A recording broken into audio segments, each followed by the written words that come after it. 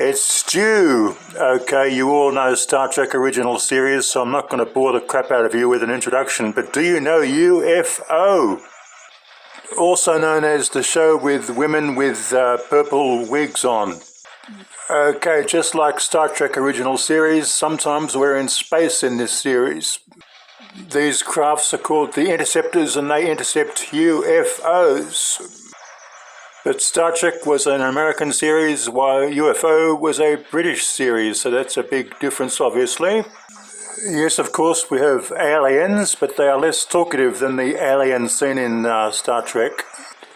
Now this is perhaps the most talked about weakness of UFO. It's set in 1980. The problem is it's too close to when the show was actually made in 1970.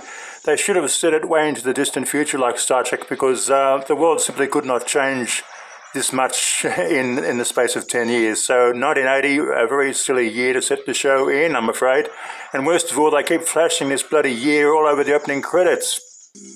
Women are photographed in a certain way, just like they were in Star Trek, enough said. It's not just the women who wear wigs. The star of the show, Ed Bishop as Straker, he also wears a wig.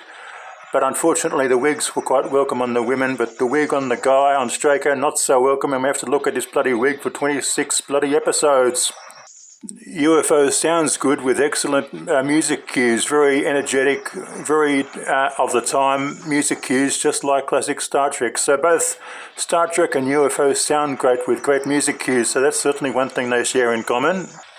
The UFO series is not just in space, but also at the bottom of the sea, so a touch of Voyage to the Bottom of the Sea, but with smaller miniatures. Both shows have explosions.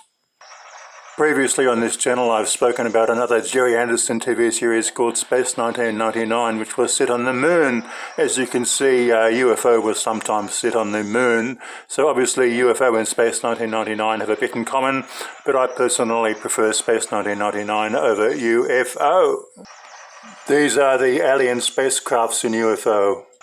Now at this stage, some of you might be saying, well hang on, this UFO sounds like some bloody kids show, you know, about UFOs and explosions, bang, bang, bang.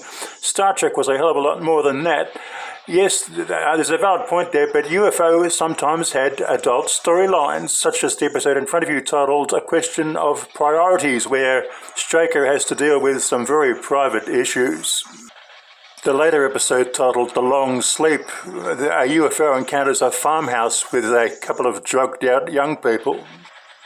Did I say drugged out? Yes, I mean drugged out. I'm not quite sure what drugs I'm referring to, but yes, drugged out. We certainly never got this sort of thing in Voyage to the Bottom of the Sea and Lost in Space. Even producer Gerry Anderson later said, if I had known this sort of thing was going on in my show, I would have put a stop to it. In my country, Australia, the episode was kept out of 1970s, 1980s reruns. I didn't see it till the show was put on DVD in 2007. Wow, what a surprise! Star Trek original series versus UFO.